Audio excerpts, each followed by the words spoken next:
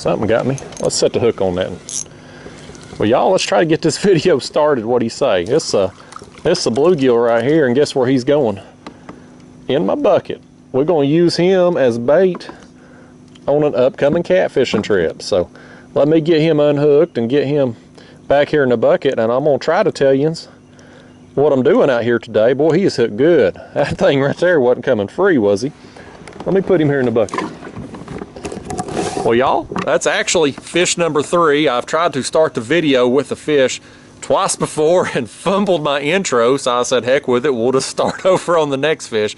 But I've had to do that twice. But anyway, out here this morning, I'm on the lower end of the Emory River, and I'm just doing some ultralight fishing, just trying to catch me some bait for an upcoming catfish trip. I'm gonna get me some live bluegill, and you know what, if we catch anything else down through here that meets our minimum size requirements out here where I fish, I live in East Tennessee, then it's going to go in the bucket too, or in the cooler to be used as cut baits. Here in East Tennessee, we can use pretty much any fish we want to for catfish bait, so long as it's caught on rod and reel and meets the minimum size requirements. So what I'm doing is just working a rock wall right now. This rock wall just kind of comes straight down here and gets deep very quickly. Now, I don't have my graph on this kayak today, so I can't tell you the exact depth, but just having fished out here before, just knowing it from history, I can tell you this rock wall just basically just comes straight down. So what I'm doing on that bluegill there and the other 2 that I've caught thus far, I'm casting my jig pretty much just almost at the wall and just letting it come straight down.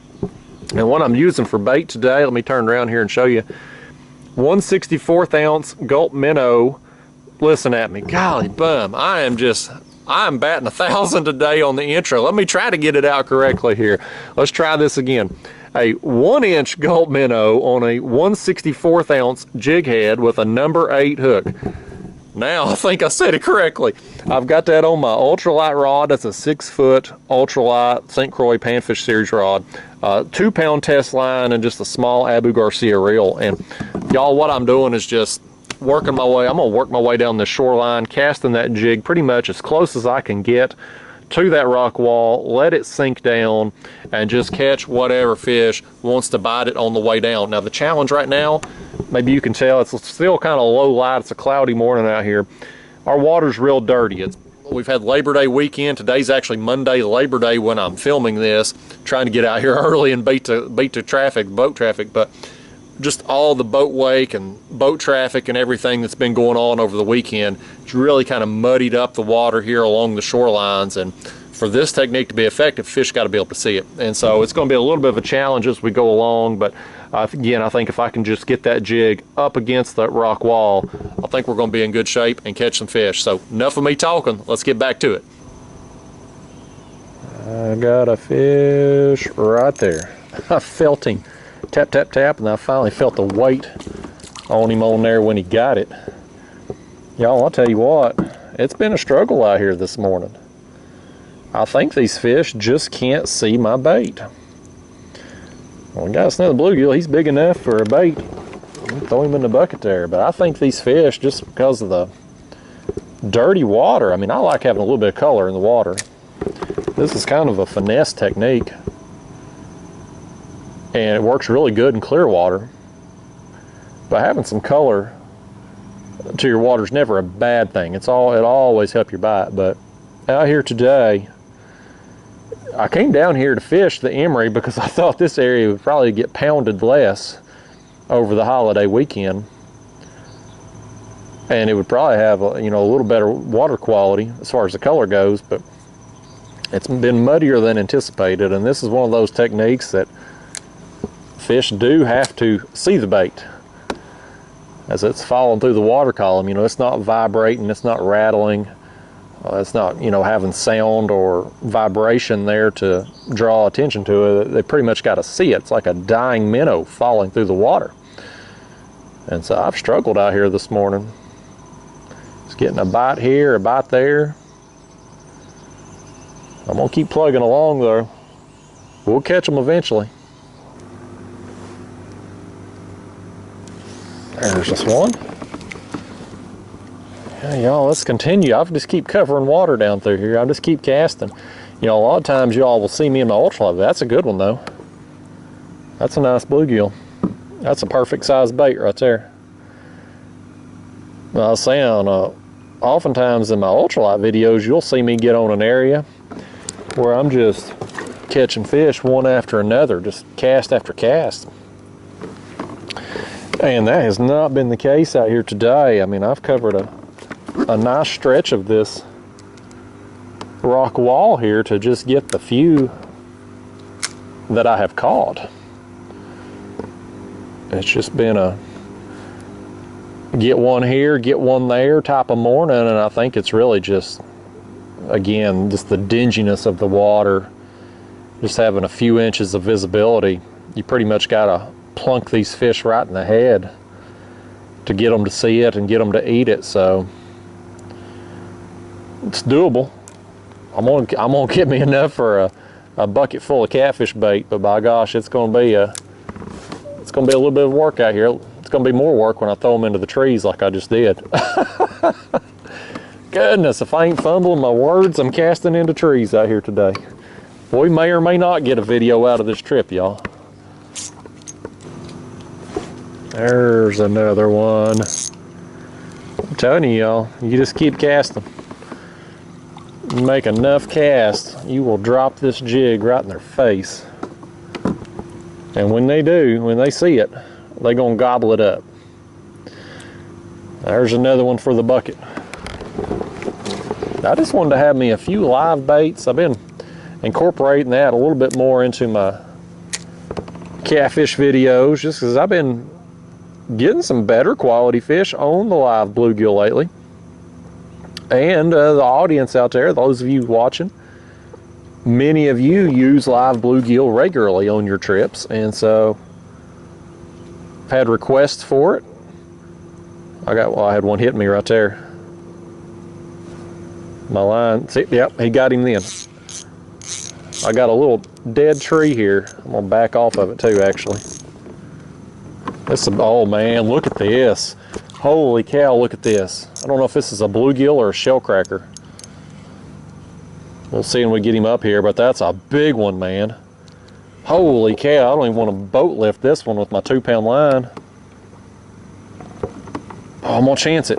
Get in here, oh man. Holy cow, look at that thing, folks. Holy cow, that's a big one, man. Man, let me get a hold of this thing here, y'all. I got my measuring board with me. We're gonna put this in on the measuring board. Wow, look at this. Look at the size of this thing. I can't hardly get my hand around him here. Wow. Look at that, man. That's awesome. Where's my measuring board at? All right, folks, let's put this thing on here. Look at that, man. 9 inches. I don't see no red on its ear there. I think that's actually a bluegill, folks.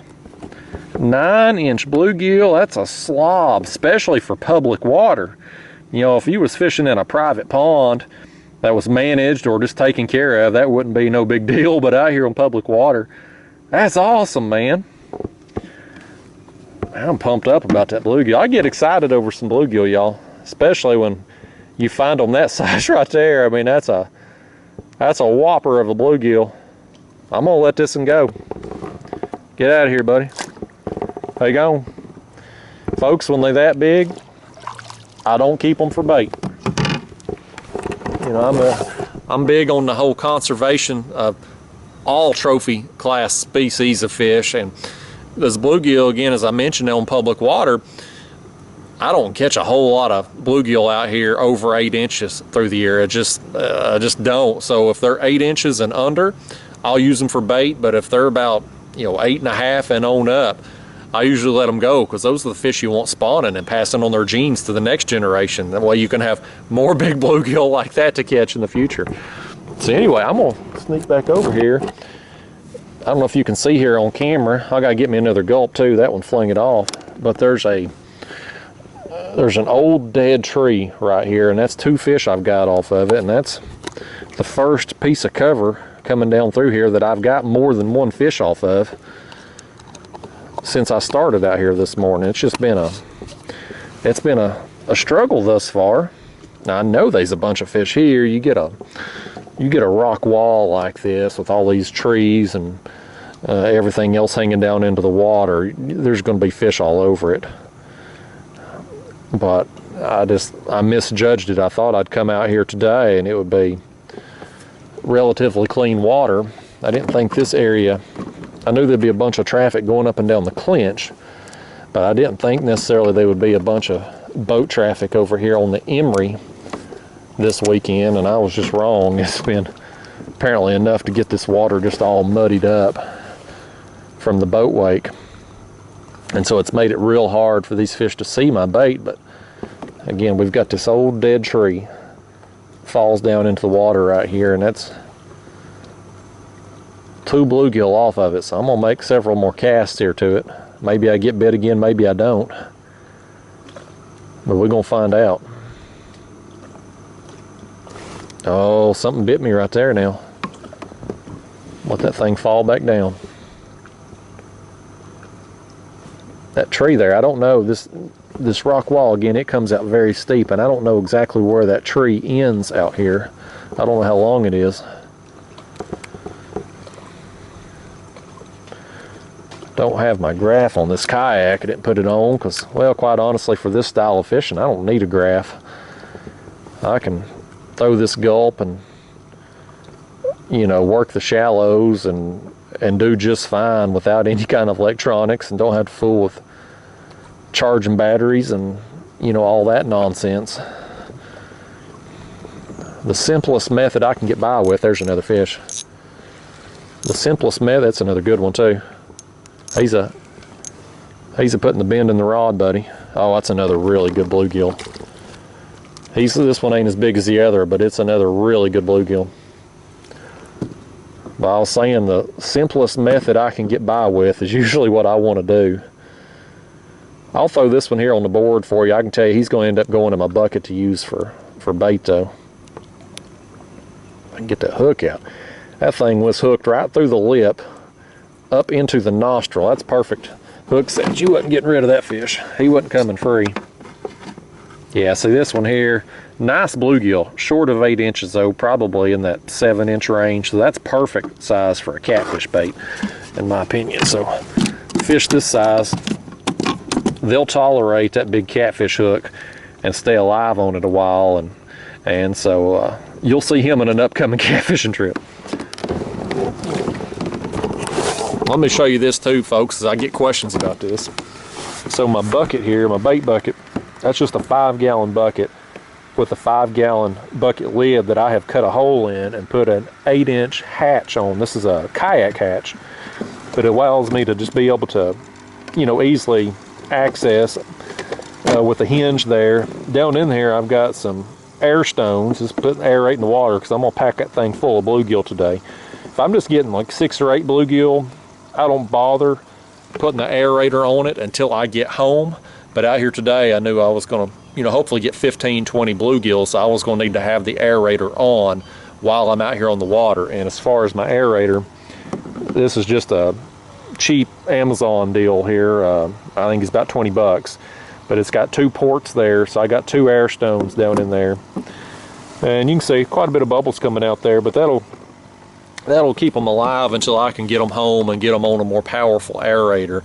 And these bluegill here, I'm hoping to go out tomorrow. I got to check the weather forecast, but as long as the weather's good, I'm gonna go out tomorrow and feed a bunch of them to catfish. Oh, I'm about to pull another one off this tree right here. Yep. I made several more casts here without getting bit, but we know there's some bluegill on this tree. So if I can just make enough cast to it, I feel like I'm gonna be able to drop it right in their face, you know. This one here ate this jig kind of deep, but I think he's gonna be okay to be used as a live bait. I got problems here with my pliers, y'all. Look at that. Them things are rusted. They won't hardly close. I'm gonna have to invest in me a new pair of pliers, looks like. There we go. We got it. Oh, we got an escapee. Call the police, y'all. Call 911. We got a escaped convict on the loose. y'all see that fish, you apprehend it, bring it back to me. I was hoping to use him as bait. He's gonna make a good one. He's lived another day though. Something's liable to get him out here. He might have been safer just to go with me, because if he didn't get bitten or didn't get used on the next trip, I'd probably let him go. He would have served his time and been released, and he'd probably been released on a better section of the river. But he wanted to make a run for it. He said he's got a wife and kids on this tree and he wasn't leaving them, so you know, whatever. If I catch him again, he won't get away the second time. Got another one swimming with me right here. He's coming right at the kayak. Oh yeah. That's not a bluegill. You know what I think this is, y'all? You know what I think this is right here? I think this might be one of them danged old channel cats. It feels like he's a rolling down there. I don't think it's a bass. I hope this ain't no danged old channel cat. Boy, he better have some size to him, because if it's a little one, he'll go in my bucket, by gosh. We'll use him. Y'all know I will. I'm gonna back off this tree a little bit here. I don't want him getting me down there, and boy, he's pulling some drag, ain't he? You get a fish this size on the ultralight, 2-pound line, you better hang on. You're gonna be battling a minute. I'm working him out here in a little bit deeper water. That way he can't get me tied up in that tree, and I don't want him spooking any of them bluegill over there, because I'm gonna keep making some casts until I quit getting bit. That one bluegill, man, I'm still pumped about that. And I don't know if it was bluegill, or maybe it was a shellcracker, maybe it was some kind of hybrid. Either way, it don't matter to me.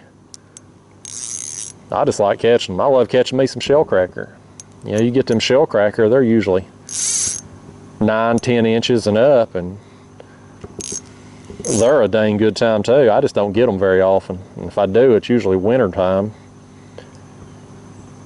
I don't know where them things go spring and summer, fall.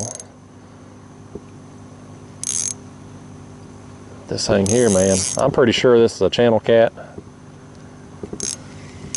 Y'all that watch my videos regularly, you know I hate channel cats, and I'll have 57 people in the comment box ask me why I hate them. And the answer is, just to save myself time on answering, is channel cats here in East Tennessee just don't get big like they do out in the Midwest and up north. They're kind of the runts of our catfish population. Our blue cats and flatheads are the species of catfish we go after here. So these channel cats they end up stealing my bait when I'm catfishing, and when I'm out here today ultralight fishing. Now they're a good time on this, but I'd rather be over here catching them bluegill. And this thing here, I guarantee he's gonna mess up my jig. He's gonna get slime all over my line. And this one here is going to end up being too big for me to throw in the bucket to use as a live bait. You know, if it's one of them, if it was one of them 6-8 inchers, 10 inchers, I'd throw him in the bucket. This one here, I still ain't got to look at him. I guarantee you he's going to be too big for what I would ideally like to use him for. Steer my pedals off here, get away from this wall again. You know, and stuff, this wall again, and as it comes down, you got all these trees that have fallen over into it. And I don't want these fish getting me wrapped up in anything down there that could have fallen off in the water that I just haven't seen, you know. Yeah, this old channel cat, I knew the way he was kind of spinning around down there. I'm gonna have to get the net on him. I ain't gonna be able to boat lift this one.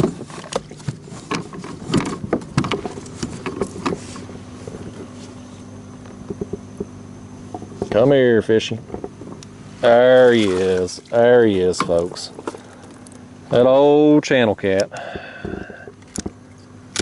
Let me let out some slack here at this ugly thing. You channel cats just never learn your lesson, do you? I've told you countless times, don't eat. This one didn't even get the jig in the mouth, folks. Look at this. This one here, he says he didn't eat my jig. He's a victim. He's got the jig. Well, there's my gulp. I'm gonna get it back, looks like. But no, my jig right here, it's in his, let me turn him around this way. Look at that. He got it in the fin. This one here may be innocent, y'all. He said he didn't eat that jig. I just accidentally got him there in the fin, in the pectoral fin. All right, I think we got it undone there. Lordy days.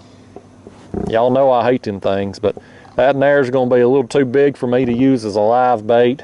Well, at least keep him alive. I could use him as a live bait, but too big for me to keep alive in my bucket there, so I'm gonna let him go.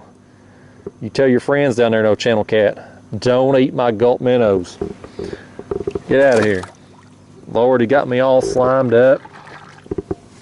All right, folks, I'm gonna trim my line here, get all this slime off, get my gulp back on there, and I'm gonna go back up this tree, see if we can get the target species. Right there. Boy, he thumped it. He thumped it. I had to work that down pretty deep too. That's another bluegill, man. I've had another dry spell, y'all. Let's land this in here before he flops off the hook.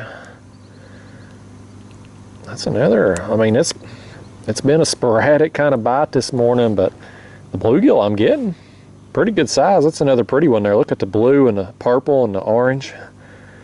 Colorful bluegill. Going in the bucket. Yeah, guys, I had worked that jig down there pretty deep. I had a long dry spell between fish. I retied after that channel cat,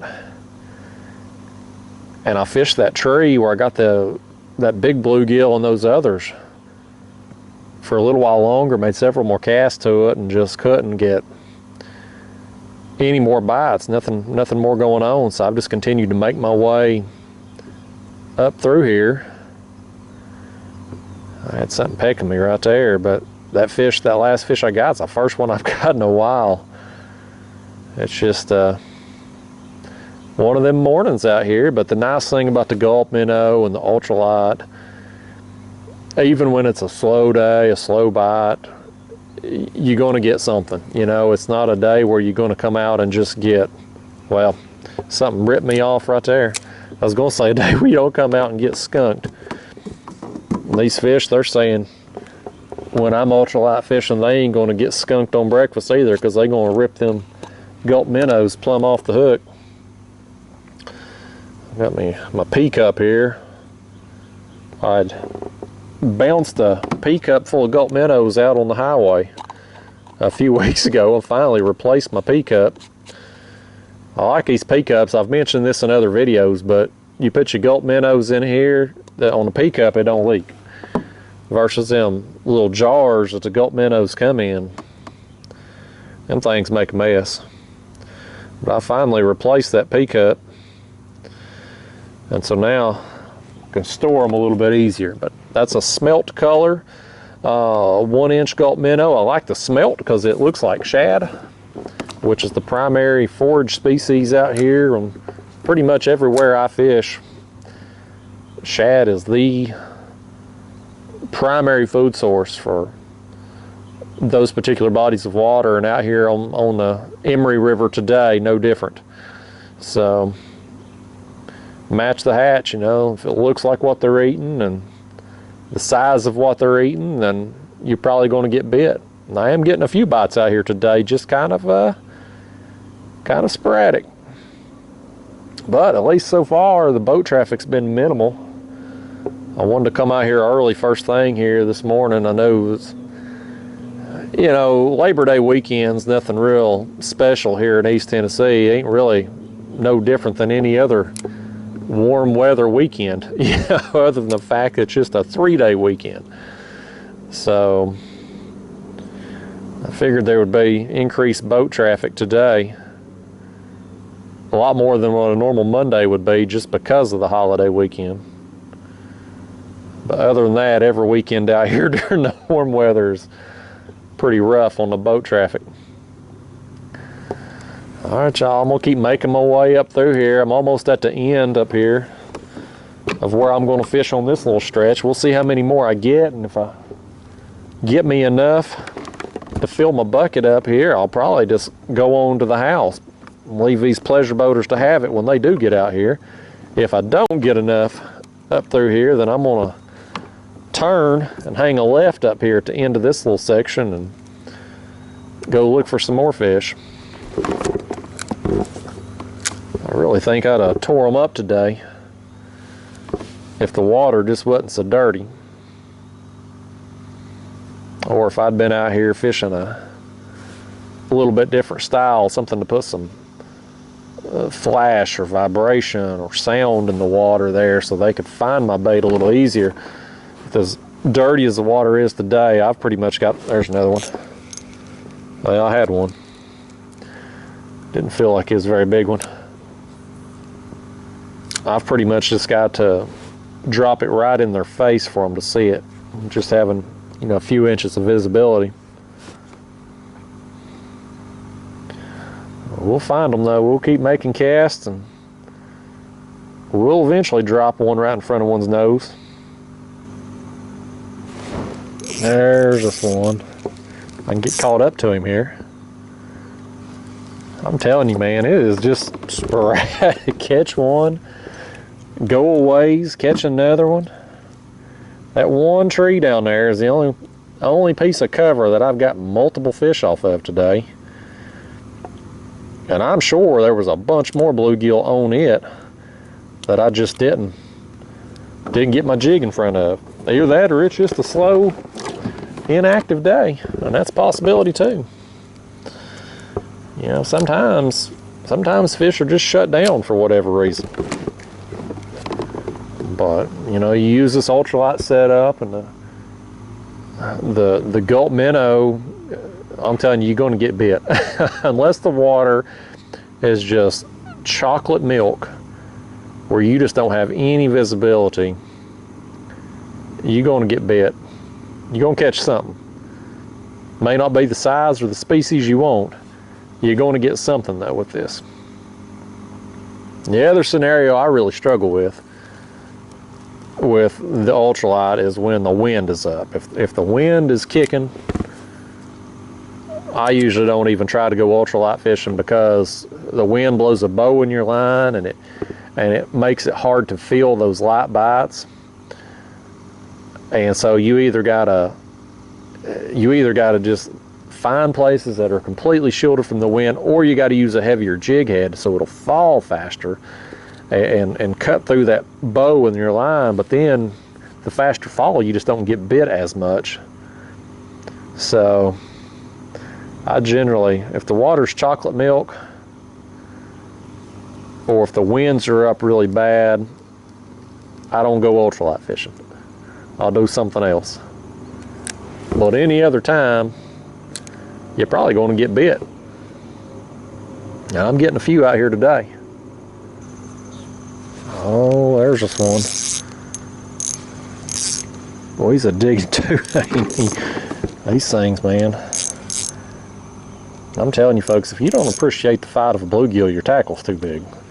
Look at the colors on this one. I'm gonna boat lift this one. I shouldn't, but look how bright that thing is, man.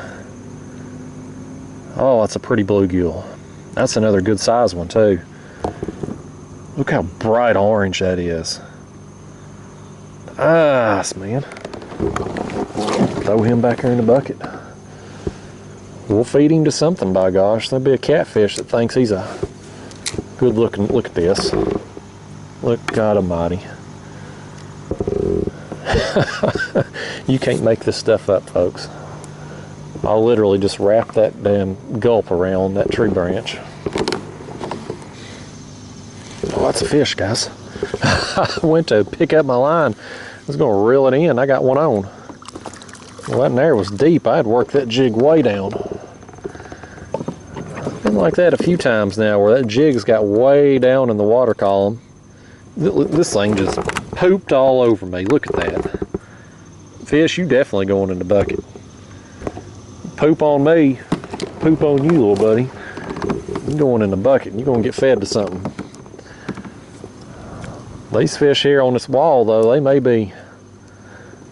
may just be down deeper too. That may be part of my problem. I may have been fishing too shallow out here this morning. I don't know, you can analyze it to death, but bottom line is I'm getting a few fish, getting them here and there. And that's what matters, folks. Come out here, do what you love to do, fish how you like, and catch fish, man. That's what it's all about. Just having some fun out here this morning. I got another one right there. Yeah, right here on these rocks are kind of like a chunk rock. You can see it's kind of jagged edges there and whatnot, and what's above the water is below. So I don't know, maybe it's something just a little different down there that's holding them. I don't know, who knows. Either way, I'm happy to get them. Another one. There's another fish, y'all. Just one at a time, by gosh, we're getting it done.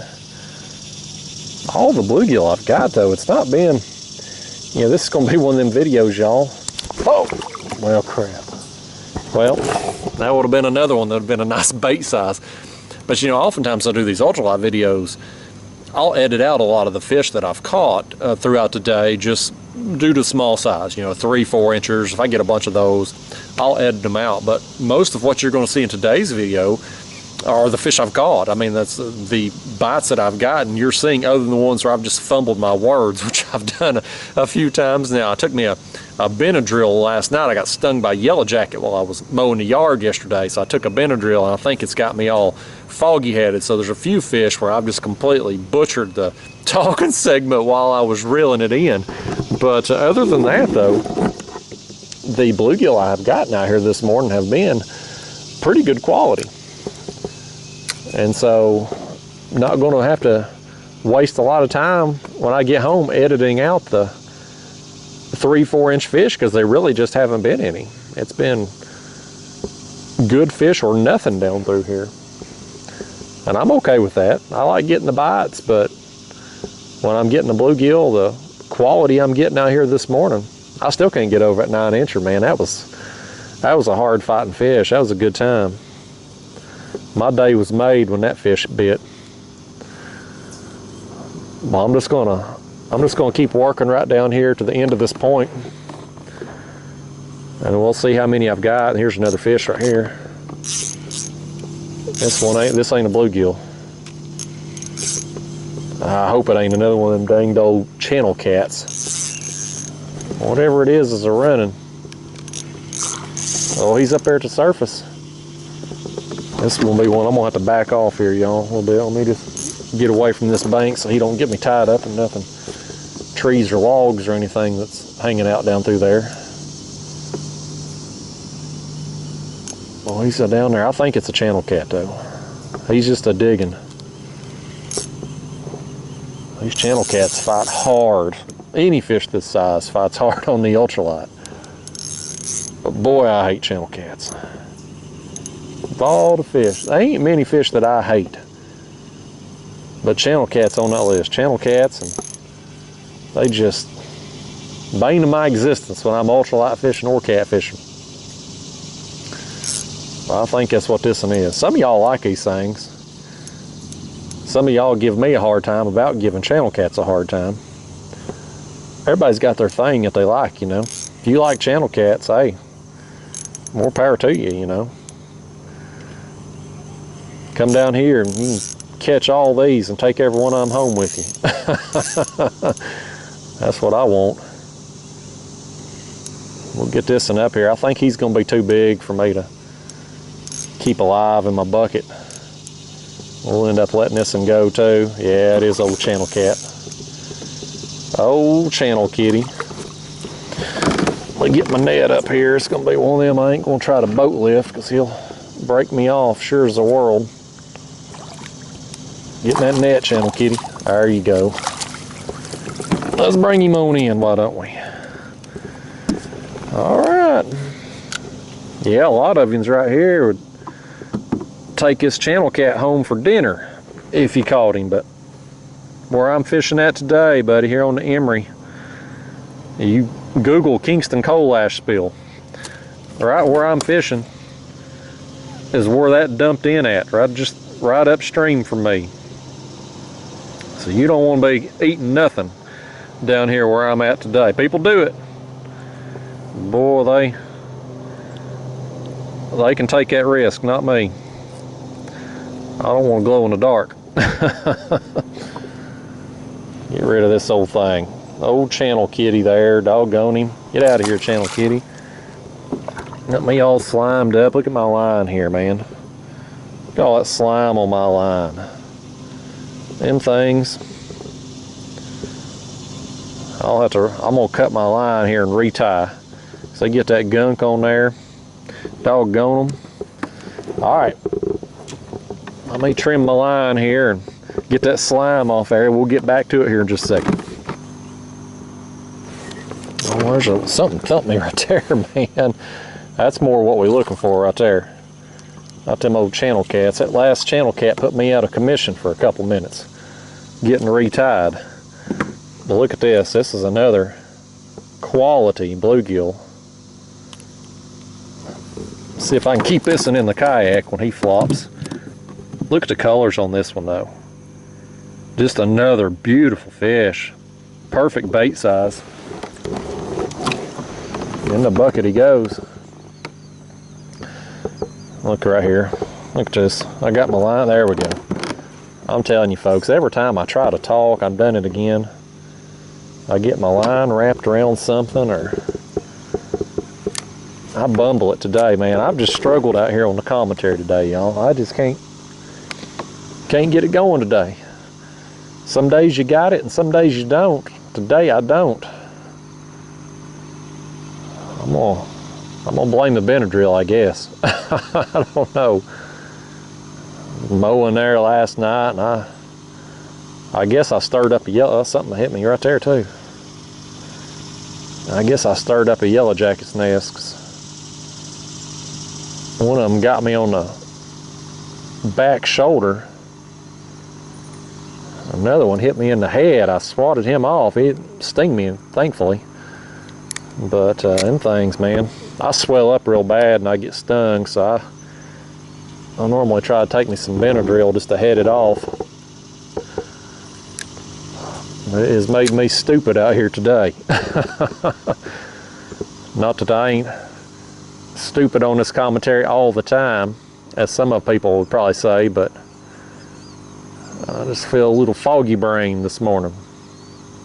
We'll get it together though. We're accomplishing the goal of getting us some live baits. That's the number one. I ain't got to be smart to do that. As long as I go home with a bucket full. I got several in there. As long as we got some for the next trip, we're good. All right, y'all. We got us another one. Folks, we started this video with a fish, and I think we're going to end it with a fish right here. As I'm getting down here to where I had planned on fishing today. I just thought that, here's this, he's going to flop if I don't get him in that bucket quick. I just thought that I'd get a lot more fish out here today. This stretch right here, you got this, again, this deep section here, this rock wall that just comes straight down through here on the lower end of the Emory. It's usually, let me get this rod out of the way before I break it.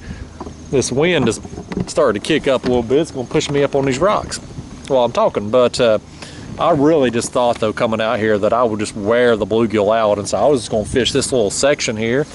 And as I was making my way along, first thing, just kind of getting a sporadic bite, I thought, shoot, I may have to turn up here and go up and hit another creek, but I ended up just kept grinding it out, and I've got several bluegill here in the bucket. So it's not been an action-packed morning. It's not been one of these ultralight videos that you've seen where I just go out and catch 50 to 100 fish on a trip. That ain't been that kind of day at all, but the quality of the bluegill I have gotten out here have been great. I mean, that one bluegill, again, I can't get over it, man. 9 inches, that was awesome. So been a fun trip. Got me a bucket full of live baits for the next catfishing trip, and yeah, that's what you'll see in the next video. We're gonna try to feed them to something. I'll see you then. Thanks for watching.